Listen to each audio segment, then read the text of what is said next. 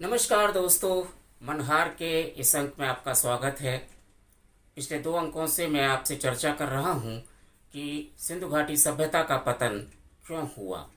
उसके 2-3 कारणों पर हमने चर्चा की। आज हम जलवायु से संबंधित, उसके परिवर्तन से संबंधित और उससे उपजी समस्याओं से संबंधित विषय पर कुछ चर्चा करेंगे। कुछ गीतों की धुन सुनेंगे और मनोरंजन के साथ साथ कुछ शिक्षा का भी ध्यान रखेंगे। 2 कदम तुम भी चलो। जलवायु परिवर्तन कुदरत का एक नियम है। वो समय समय पर बदलता रहता है। कभी वर्षा ज़्यादा होती है, कभी सूखा पड़ जाता है, कभी आंधियाँ आती हैं, कभी तूफान आते हैं। लेकिन क्या आपने सोचा है कि जलवायु परिवर्तन के लिए हम लोग कितने जिम्मेदार हैं? विगत कुछ सालों से आप देख रहे हैं इस सभ्यता में कि हमने जिस तरह से पेड़ काटे हैं, जंगलात खत्म कर दिए हैं, जमीन के नीचे पानी नहीं जाने दे रहे हैं, घास के मैदान खत्म कर दिए हैं, सीमेंट का परावरण चढ़ा दिया है, ईंटों का जंगल खड़ा कर दिया है और हमारा मौसम, हमारी जलवायु कितनी बदल गई है, इसका अनुभव आप आज कर रहे हैं। कुछ ऐसे ही अनुभव मोहनजोदड़ो, हड़प्पा सभ्यता में हुए होंगे। वनों का कटाव, खेती के लिए ज़्यादा भूमि, पक्के मकानों का एक साथ बढ़ जाना, ये सब जनसंख्या वृद्धि के कारण हुआ। जनसंख्या वृद्धि हर दौर में होती रही है, आज भी हो रही है। लेकिन जलवायु के परिवर्तन को हमने खुद न्योता दिया। सिंधु घाटी सभ्यता के लोगों ने भी जलवायु परिवर्तन में अहम भूमिका अदा की हो।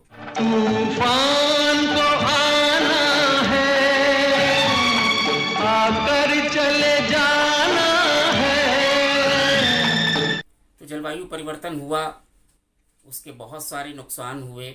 समय पर खेती बाड़ी नहीं हुई, फसलें नहीं हुई, फल नहीं हुए, सब्जियां नहीं हुई, दलहन और तिलहन का नुकसान हुआ, सूखा पड़ा, शायद बाढ़ आई, ओलावृष्टि भी हुई, बर्फ भी पड़ी, सब कुछ हुआ।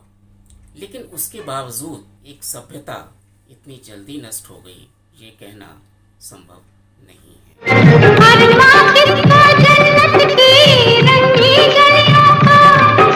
जलवायु परिवर्तन एक कारण हो सकता है, लेकिन इतिहासकारों के अनुसार जलवायु परिवर्तन ही सभ्यता के पतन का उत्तरदायी है, यह भी सच नहीं है। बोल मेरी तकदीर में क्या है, मेरे हमसफर अब तो बता। एक और विचार पतन का हमारे सामने आता है और वो है पलायन। पलायन तो हर युग में हुआ है, हर दौर में हुआ है, आज भी हो रहा है। अभी आपने देखा 2020 में किस तरह से महामारी के कारण एक बहुत बड़ी संख्या में लोग महाराष्ट्र से, कर्नाटक से, गुजरात से, राजस्थान से, पंजाब से, उत्तर प्रदेश से पलायन करके बिहार पहुँचे। और बिहार ही नहीं पहुँचे, जिनका जहाँ गांव था वो वहाँ चले गए। तो पलायन विवशता में होता है। जब व्यक्ति विवश हो जाता है उस जगह को छोड़ने के लिए, तभी वो पलायन करता है। किसी राह में, किसी मोड़ पर, कहीं चल न देना तू छोड़ कर। तो पलायन सिंधु घाटी सभ्यता के दौर में भी हुआ। जनसंख्या वृद्धि उसका एक कारण है। उसका दूसरा कारण है कि कुछ नया करना है, कुछ नई संभावनाएं खोजनी हैं, कहीं से न्योता मिलता है, कहीं व्यापार करने जाना है, कभी नौकरी के लिए जाना है। तो बहुत सारे कारण होते हैं पलायन के। जहाँ जिंदा रहने की संभावनाएं ही खत्म हो गई हों वहीं पलायन होता है, ऐसा नहीं है। हाँ, पलायन के बाद जो समस्याएं उपजी वो अपने आप में एक गंभीर विषय है।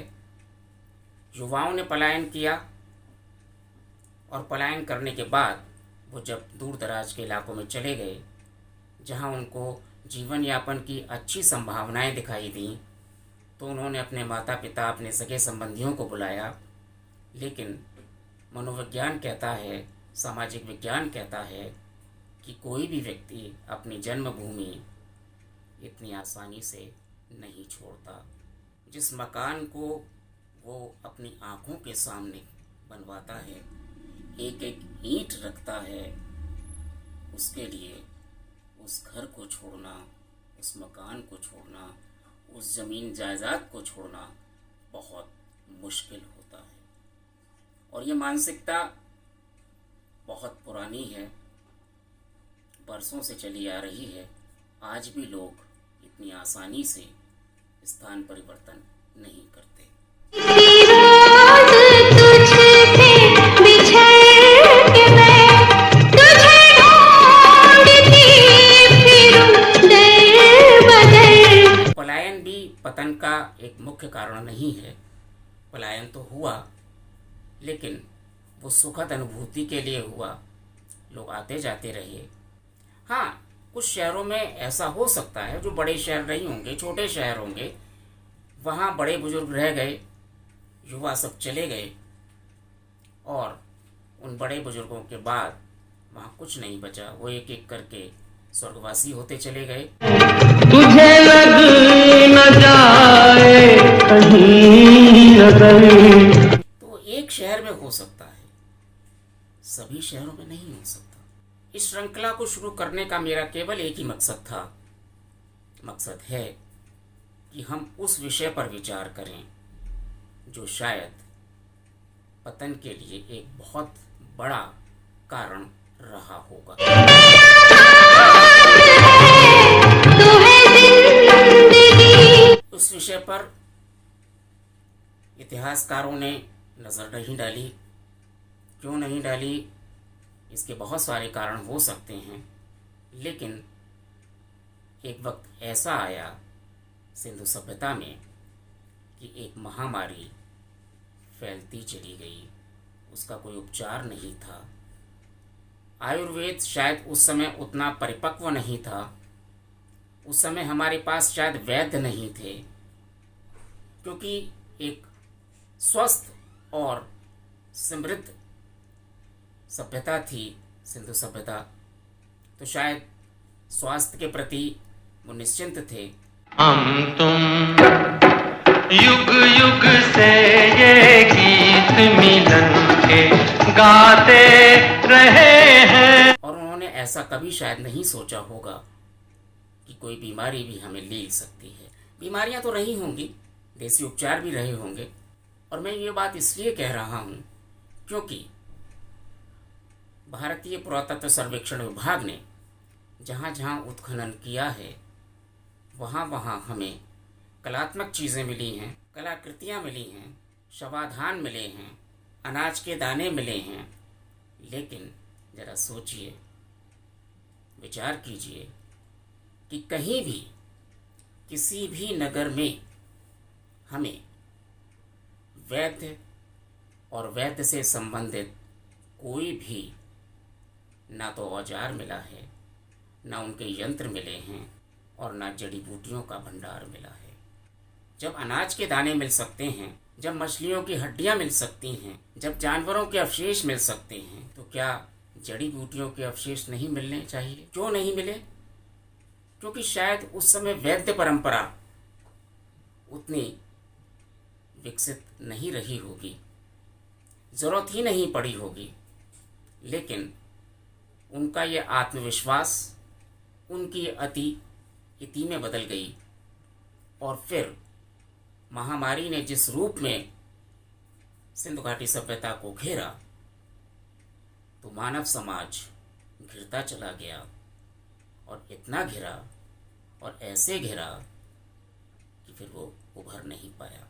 सिंधु घाटी सभ्यता जो हमारे अतीत का गौरव है, उसके इतिहास में एक ऐसा भी दौर आया जब चारों तरफ हताशा ही हताशा नज़र आ रही थी। वहीं अचानक आई महामारी ने सारी सिंधु घाटी सभ्यता को झकझोर कर रख दिया।